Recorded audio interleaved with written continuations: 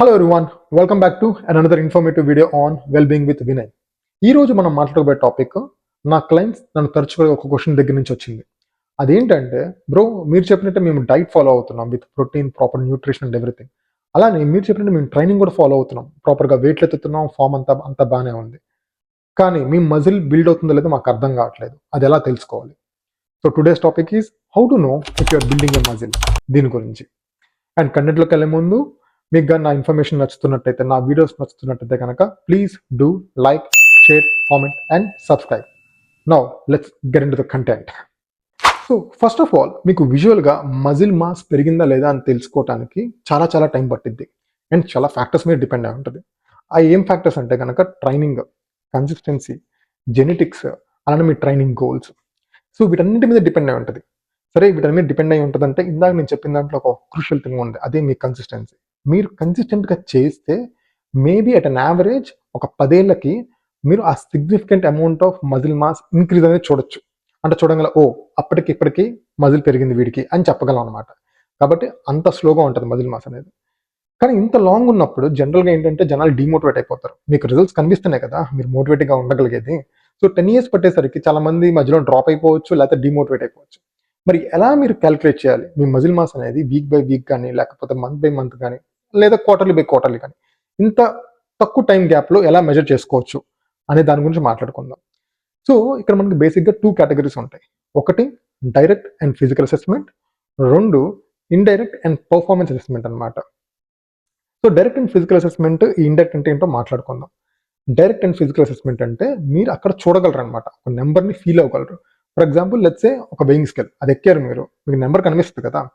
So అలా కనిపించి మీరు ఏదైనా ఒక మెట్రిక్‌ని తీసుకోగలిగితే, ఒక అవుట్‌పుట్‌ని తీసుకోగలిగితే దాని నుంచి అది డైరెక్ట్ అండ్ ఫిజికల్ అసెస్‌మెంట్ కింద మనం కన్సిడర్ చేస్తాం. ఇండైరెక్ట్ అండ్ పెర్ఫార్మన్స్ బేస్డ్ అంటే ఎలా అంటే, సపోజ్ మీరు ఒక 1 మైల్ పరిగెత్తారు. అరె నీకు ఎంత అలుపు వస్తుందిరా అని అడిగాననుకో, దానికి ఒక నంబర్ చెప్పగలరా? చెప్పలేరు కదా! సో ఇలాంటివన్నీ మనం ఇండైరెక్ట్ అండ్ పెర్ఫార్మన్స్ బేస్డ్ అసెస్‌మెంట్‌లో పెడుతున్నాం అన్నమాట. Okay. Now let's come to the direct and physical assessment. ఇందులో 3 కేటగరీస్ ఉంటాయి.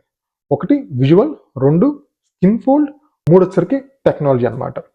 ఫస్ట్ థింగ్ ఇక్కడ విజువల్ గురించి మాట్లాడుకుందాం. విజువల్ అంటే నథింగ్ బట్ మీరు week by week photos and videos తీసుకుంటూ కంపేర్ చేసుకుంటూ ఉంటాం అన్నమాట. ఓకేనా?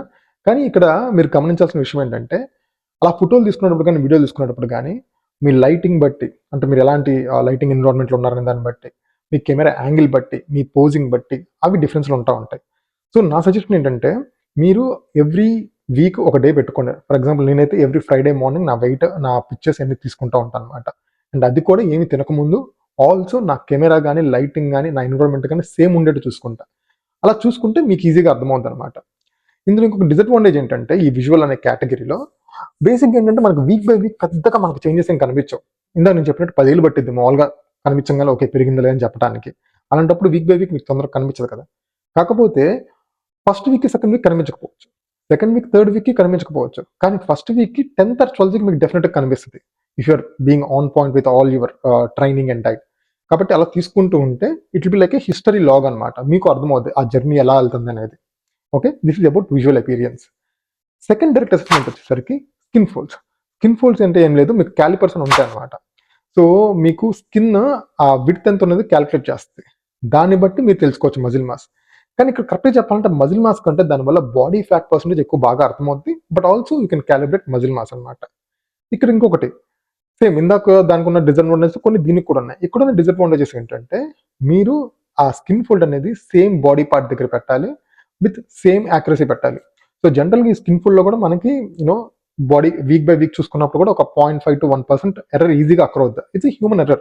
మీరు పెట్టిన చోట మళ్ళీ ఎళ్లి ఆ కాలిపర్స్‌ని పెట్టరు కదా! It's highly impossible unless you make any mark.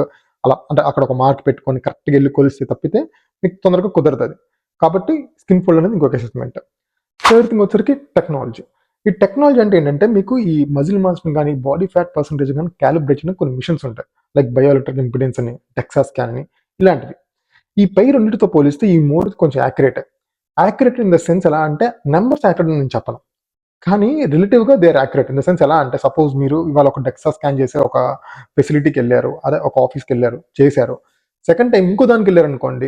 ఆ నంబర్స్, ఈ నంబర్స్ మీరు కంపేర్ చేయలేరు. ఎందుకంటే దాని మ్యానుఫ్యాక్చరర్ డిఫరెంట్, వాళ్ళ డిజైన్ డిఫరెంట్, వాళ్ళు కొలిచే విధానం డిఫరెంట్‌గా ఉంటది. అలా కాకుండా మీరు ఫస్ట్ వెళ్ళిన ఒక ఫెసిలిటీకి మళ్ళీ మళ్ళీ వెళ్తున్నారు అనుకోండి, అదే ఆఫీస్కి వెళ్ళి మళ్ళీ అక్కడక్కడే డెక్సా స్కాన్ చేసుకుంటున్నారు అనుకోండి, అప్పుడు మీకు రిలేటివ్గా సేమ్ చూపిస్తుంది. సో ఒకే ఫెసిలిటీకి వెళ్ళండి, అక్కడే డెక్సా స్కాన్ చేయించుకోండి. కాకపోతే ఇది కొంచెం కాస్ట్లీ. సో మేబీ మీరు వీక్లీ అలా కాకుండా ఒక 6 మంత్స్కి ఒకసారి చేయించుకుంటే మీకు యాక్యురేట్ నెంబర్స్ అర్థమవుతాయి అనమాట. Okay, so these are about direct measurements. ఇక్కడ ఒక చిన్న విషయం ఏంటంటే ఈ డైరెక్ట్ మెజర్మెంట్స్ కూడా కొన్ని ఇన్ఫ్లుయెన్సింగ్ ఫ్యాక్టర్స్ ఉంటాయి. అవేంటో మాట్లాడుకుందాం. అంటే ఇన్ఫ్లుయెన్సింగ్ ఫ్యాక్టర్స్ ఏం చేస్తాయంటే ఇవి కొంచెం ఎక్కువ తక్కువ తీసుకున్నా కూడా మీకు ఈ పైన ఉన్న డైరెక్ట్ అసెస్మెంట్స్ అనేవి కొంచెం తక్కువగా అర్థమయ్యే ఛాన్స్ ఉంటుంది. ఓకే, అందులో ఫస్ట్ వచ్చేసరికి ఏంటంటే బాడీ వెయిట్. ఎప్పుడైనా సరే మీరు మజిల్ గ్రోత్ని కంపేర్ చేయాలనుకుంటున్నారా, ఆల్మోస్ట్ సేమ్ వెయిట్ ఉన్నప్పుడు కంపేర్ చేయండి, ముందు తర్వాత. ఓకే, అంతేగాని ఒకసారేమో ఫస్ట్ మెజర్ చేసుకునేటప్పుడేమో మీరు 70 కేజెస్ ఉన్నప్పుడు మెజర్ చేసుకొని సెకండ్ టైం మెజర్ చేసుకున్నప్పుడు 80 కేజెస్ మెజర్ చేసుకున్నారు అనుకోండి, మీ బాడీ ఫ్యాట్ పర్సంటేజ్గా మారిపోతుంది, మీ మజిల్ మాస్ కూడా మారిపోతుంది. సో ఏది ఎక్కువ ఉంది ఏది తక్కువ ఉంది అని చెప్పలేరనమాట. కాబట్టి ఐడియల్గా చెప్పాలంటే మీరు before transformation, before building muscle and after building muscle same వెయిట్లో ఉన్నారంటే అప్పుడు కంపేర్ చేసుకోవడం కొంచెం అప్రోప్రియేట్. అండ్ ఇది కొంచెం కష్టం, ఎందుకంటే ట్రాన్స్ఫర్మేషన్ జరిగిన తర్వాత మీరు అదే వెయిట్లో ఉంటారు, తక్కువ ఎక్కువ వెళ్తారు. కాబట్టి ఇది ప్రాక్టికల్గా not maybe possible, but few కేసులో పాసిబుల్ అవుతాయి. అలాంటప్పుడు ఇది ది బెస్ట్ అనమాట. సెకండ్ థింగ్ వచ్చేసరికి వాటర్ అండ్ హైడ్రేషన్. మీరు కానీ వాటర్ తీసుకున్నారనుకోండి మీ డెక్సా స్కాన్కి ముందో లేకపోతే మీ బయోఎలక్ట్రిక్ ఇంపిడెన్స్ అనాలిసిస్ ముందో, అదేం చేసిందంటే ఆ వాటర్ అనేది మీ ఫ్యాట్ పర్సంటేజ్ని తక్కువ చూపిస్తుంది, మజిల్ మాస్ని ఎక్కువ చూపిస్తుంది అనమాట. సో ఇది చాలా ఇంపార్టెంట్. కాబట్టి మీరు ఎప్పుడైనా సరే ఆ అనాలిసిస్కి వెళ్తున్నప్పుడు మేక్ ష్యూర్ మీకు ఆ హైడ్రేషన్ అనేది లైక్ కనీసం ముందు ఒక 3 to 4 hours ఏమి వాటర్ తీసుకోకుండా వెళ్ళండి. అప్పుడు మీకు యాక్యురేట్ రిజల్ట్స్ వస్తాయి. అండ్ మళ్ళీ వెళ్ళి చెక్ చేసుకున్నప్పుడు 6 months తర్వాత కానీ 12 months కానీ వెళ్ళి మళ్ళీ తర్వాత చెక్ చేసుకున్నప్పుడు కూడా సేమ్ ఫాలో అవ్వండి. ఒక 3-4 hours ముందు తాకుండా వెళ్ళండి. అప్పుడు ఆ రిజల్ట్స్ని ఈ రిజల్ట్స్ని మీరు బాగా కంపేర్ చేసుకోవచ్చు. ఓకే, అండ్ థర్డ్ థింగ్ వచ్చేసరికి గ్లైకోజన్ స్టోర్స్ అనమాట. సో ఈ గ్లైకోజన్ స్టోర్స్ అంటే ఇది అంటే మీ బాడీలో గ్లైకోజన్స్ అని ఉంటాయి. మీరు ఎప్పుడైతే కార్బోహైడ్రేట్స్ తిన్నారో లేదా ఎక్సెస్ క్యాలరీస్ ఉన్నాయో వెళ్ళి అక్కడ స్టోర్ అవుతాయి అనమాట, ఎక్సెస్ క్యాలరీస్ మొత్తం.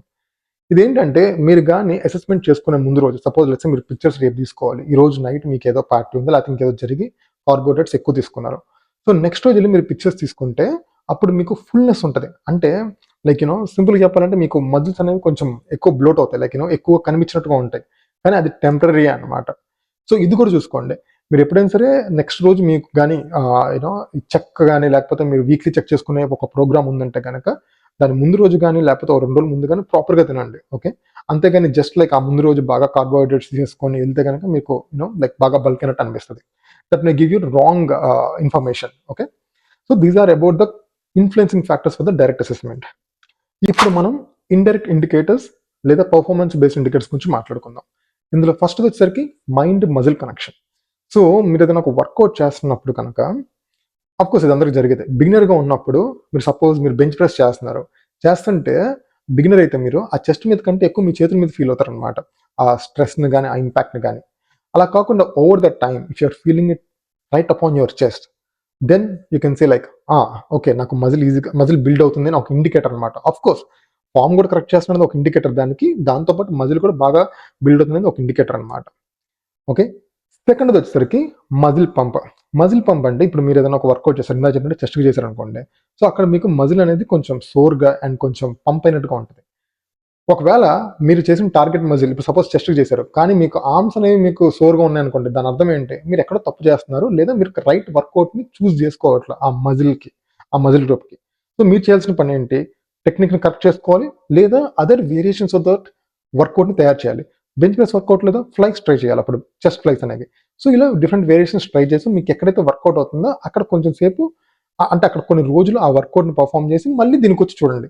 అలా మీరు ఆ మైండ్ మజిల్ కనెక్షన్ కానీ లేకపోతే మజిల్ పంప్ని కానీ ఇంక్రీజ్ చేసుకోవచ్చు అనమాట. Third thing lifting performance.